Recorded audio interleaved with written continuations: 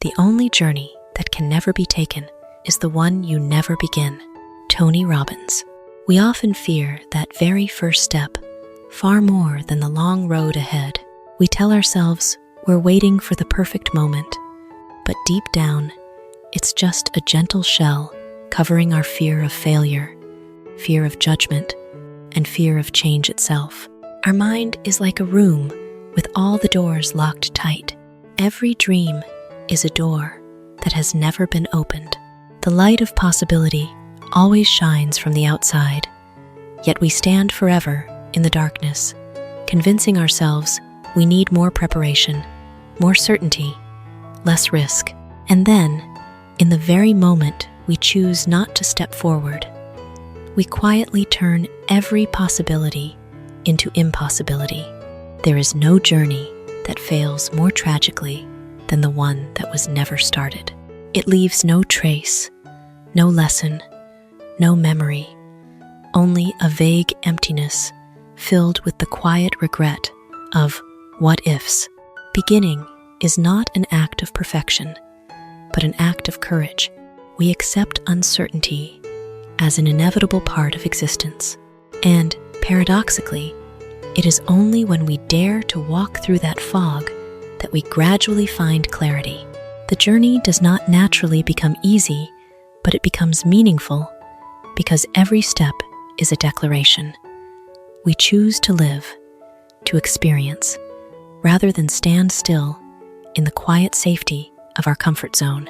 The most terrifying thing is not failure, but prolonged inaction, a silent state that erodes our will and suffocates our potential. When we begin, even with just one small step, we break the cycle of procrastination. And in that moment, we not only start an external journey, but also awaken a profound inner transformation, where we become more open, more alive, and more authentic with ourselves. You must be the change you wish to see in the world. Mahatma Gandhi. We often criticize the world for its chaos, yet tolerate the small contradictions within ourselves. We long for light, yet hesitate to strike the match we hold in our own hand. Each person is like a single drop of ink falling into a shared river. One drop may seem tiny, almost invisible, but when enough drops blend together, the entire current changes color. The problem is, most of us stand on the shore, pointing at the water and complaining about its color, while still clutching our own bottle of ink tightly. That is the great paradox. We crave collective change, yet avoid personal transformation, because changing ourselves always demands raw honesty and is the most difficult thing of all. Becoming the change is the journey of shattering the illusion of controlling the outside world and returning to master our inner world. It requires us to live with consistency between our values and our actions, not just talking about kindness, but truly being kind, not just dreaming of justice, but acting justly, even in the smallest situations. That very consistency creates a quiet yet enduring energy that others can feel without needing any explanation. When we change, the world does not instantly transform, but the way we see the world becomes different. From there, the way we interact, react, and influence also changes. It is like adjusting a lens. The scene remains the same, but the colors shift. And from that subtle shift, a new wave quietly forms, not loud, not showy, but strong enough to reshape reality. Instead of waiting for the world to become better, start from the only place where you truly hold power, yourself. Because every great revolution begins with a very small movement, one person daring to live in alignment with what they believe. Logic will take you from point A to point Z. Imagination will take you everywhere. Albert Einstein.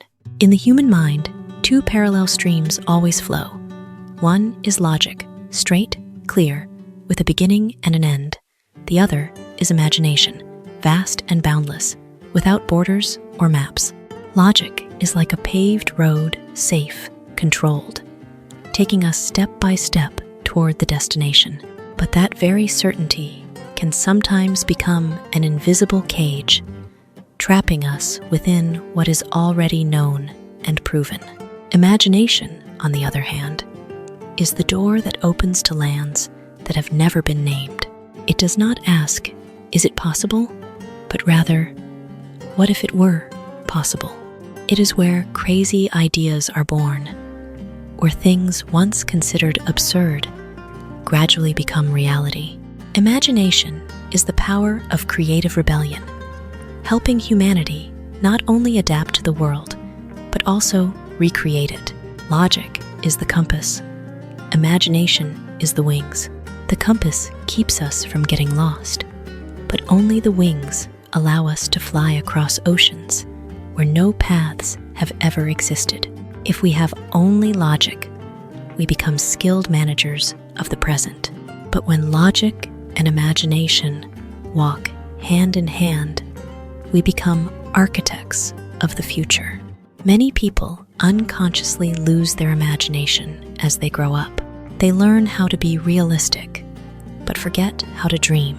That very imbalance makes life safe but colorless, efficient but soulless. Don't just walk the path that has already been drawn for you. Dare to fly beyond it, because logic can take you where you plan to go, but only imagination can take you to places you never dared to imagine. And it is there that life truly becomes vibrant, expansive, and full of meaning. The greatest danger for most of us is not that our aim is too high and we miss it, but that our aim is too low and we reach it. Michelangelo. We often think that achieving a goal is a sign of progress, yet rarely ask ourselves, is that goal big enough to awaken our full potential? When goals are too small, achieving them does not require us to change or push beyond our limits. It becomes a comfortable chair that lulls us to sleep in the feeling of, this is enough. A bird locked in a large cage can still fly, but only within the space that has been limited. If it has never seen the open sky, it will mistake that cage for the entire world. Similarly, when we set goals that are too low, we unconsciously shrink our own sky, then feel satisfied flying fully within that narrow space. Setting low goals often comes from fear. Fear of failure, fear of being judged, fear of facing the truth that we may not yet be good enough. But the paradox is, by avoiding big goals, we quietly confirm our own limitations. A high goal is like a great mountain. We may not reach the summit, but the journey of climbing will transform who we are. It forces us to learn, adapt, persevere, and expand ourselves. Even if we stop halfway, we still stand at a height we had never reached before. The real danger is not failing while aiming for the sky, but only daring to walk around on the ground and calling that success. Let your goals be big enough to force you to become a stronger, deeper, and more vibrant version of yourself. Because sometimes what limits you is not your ability, but the misplaced humility in how you define yourself. Treasure the small things in life, because one day you will look back and realize they were actually the big things. Robert Brault. We are often captivated by the brilliant milestones, success, fame, moments like fireworks, and unconsciously overlook the simple things that happen every day. Then, as time quietly passes, those seemingly ordinary moments become the warmest and most precious parts of our memories. Humans have the habit of undervaluing the present and idealizing the past. While living in the moment, we see it as ordinary, even boring. But once it has passed, our emotional memory begins to select, keeping only the truest feelings: a family meal, a carefree smile, a conversation with no purpose. Those small things do not make a strong impression when they happen, but they have lasting emotional power because they are tied to the feeling of living fully without pressure or expectation. Life is like a tapestry woven from countless delicate threads. If we look only from afar, we see the large patterns, achievements, turning points. But without those small threads, the tapestry cannot exist. Those simple moments are the quiet foundation that keeps the picture of life from falling apart. Treasuring the small things is not mere romanticism, but a form of awakening. It requires us to slow down, be fully present, and allow ourselves to feel what is happening instead of rushing through it. One day, when we look back, we will not remember exactly how much we achieved, but we will remember very clearly how we felt. And those small things, the moments we almost overlooked, become the greatest ones because they have quietly woven the meaning of an entire lifetime. The happiness of your life depends on the quality of your thoughts. Marcus Aurelius. We often believe happiness comes from external circumstances, from what we have, from what we achieve.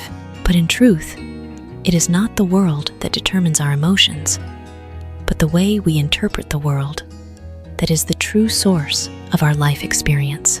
Thoughts are like an invisible pair of glasses we wear every day. If the lenses are tinted with doubt and negativity, even good things appear distorted and gloomy. Conversely, when our thinking is constructive, flexible, and open, the same circumstances can become opportunities, lessons, or even a beauty never before discovered. The quality of thought does not lie in forcing ourselves to always think positive, but in the ability to recognize, adjust, and select the flow of our own thoughts. It is awareness of our automatic reactions when we do not let negative thoughts lead us unconsciously, but learn to question, reframe, and find a more balanced perspective. Happiness is not a fixed destination, but the result of a healthy mindset. A person can live in imperfect circumstances and still maintain inner peace because they do not allow their thoughts to become an inner saboteur. We cannot control everything that happens, but we always have freedom in how we respond to it. And it is precisely in that small space of freedom where we choose our thoughts that happiness is formed. Caring for our thoughts is not an abstract practice, but the most practical responsibility of all, because in the end, your life is not only what happened, but the story you tell yourself about what happened. And the quality of that story is the quality of the happiness you feel. The most wasted day is the one without laughter. Cummings. We often measure a day by productivity and tasks completed, yet forget that its true value lies in the emotions we have lived through. A day without laughter is not necessarily a failed day, but it is a day missing its vibration, missing the sign that our soul is still flexible, still able to respond to the simple beauty of life. Laughter is not only a reflex to joy, but also a release mechanism that helps the mind rebalance itself in the face of pressure and stress. When we laugh, even for a brief moment, we temporarily shed the serious cloak we drape over life. And in that lightness, we come closer to our true nature, a person who can feel, connect, and truly live. Each day is like a piece of music. Work, responsibilities, and goals are the main structured melody. But laughter is the unexpected grace notes, the lingering resonances that make the music come alive and full of soul. As we grow older, we laugh less, not because life has lost its joy, but because we have become too serious with ourselves. We fear judgment. We fear losing control. Yet, natural, unforced laughter is the sign of a healthy inner world. A day may be busy, may not be perfect, but if there is a moment when you laugh genuinely, unguarded, then that day has deep meaning. Because in laughter, we do not just react to life, we affirm that we are still living it fully. Anything positive is better than nothing negative. Elbert Hubbard, the human mind, by its survival instinct, is always drawn toward darkness. It remembers pain longer than joy, exaggerates risk more than opportunity. Therefore, when a spark of positivity appears, even a small one, it is not just an emotion, but a courageous act that goes against the inertia of fear. The mind is like a garden. If we do not actively plant and tend it, weeds will grow on their own negative thoughts, doubts, and anxieties, quietly spreading. A single positive thought, as fragile as a young sprout, still holds great value. It is a sign of care, of conscious choice.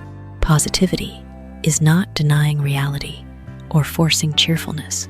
It is the ability to see another possibility, another interpretation, even when circumstances have not yet changed. When we choose a positive thought, we open a new direction for our emotions and actions. Positivity does not need to be grand. Sometimes it is just a small acknowledgement.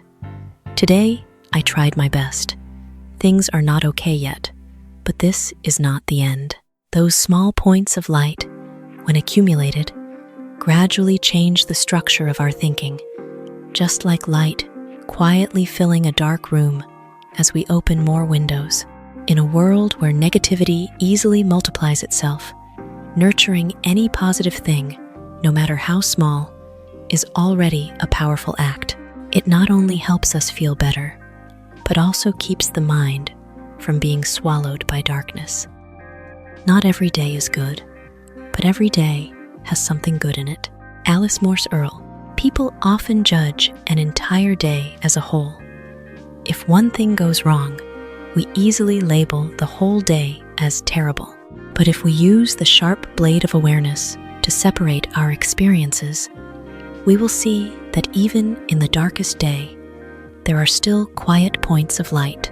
This is the shift from an all-or-nothing mindset to a more flexible perception. It requires us to abandon the habit of exaggerating the negative and learn to recognize positive details, no matter how small. A kind question, a moment of peace, a fleeting sense of relief.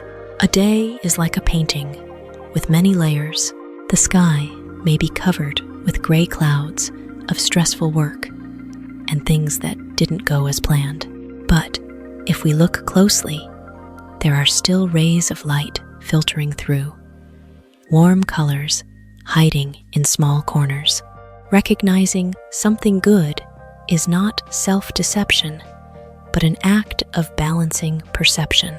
It keeps the mind from tilting entirely toward darkness. When we train this ability, we not only change how we see a single day, but gradually change how we see our entire life, from a chain of disappointments into a complex flow where light and shadow coexist in harmony. A day may not be as good as we wish, but if we are aware enough to notice one small thing that brings a positive feeling, then that day is still not meaningless. We are what we repeatedly do. Excellence is not an act, but a habit. Aristotle. We are often captivated by explosive moments, one all-out effort, one rare act of excellence, and mistakenly think that is our true nature. But human psychology is not built from fleeting peaks, but from small, repeated movements that become almost unconscious. Each repeated action is like a drop of water falling on stone. One drop means nothing, but millions of drops quietly carve deep, reshaping the surface. Habits work the same way. They are not loud or dramatic, but they possess a persistent power that gradually becomes our identity. We do not become disciplined because of one diligent day, nor stagnant because of one lazy moment.